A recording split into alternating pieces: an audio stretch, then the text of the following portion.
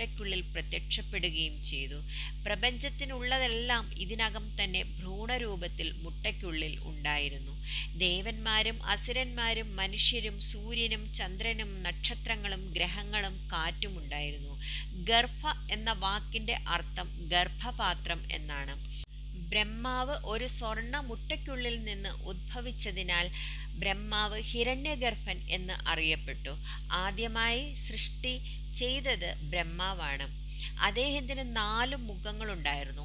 ഈ പദത്തിന്റെ യഥാർത്ഥ അർത്ഥത്തിൽ അദ്ദേഹത്തിന് ജന്മം ഇല്ലായിരുന്നു. അതിനാൽ അദ്ദേഹത്തെ അജ എന്നും വിളിക്കുന്നു. അദ്ദേഹത്തെ സ്വയം സൃഷ്ടി ചെയ്തു എന്നും പറയുന്നുണ്ട്. അതുകൊണ്ടാണ് ബ്രഹ്മാവ് സ്വയംഭൂ എന്ന് അറിയപ്പെടുന്നത്.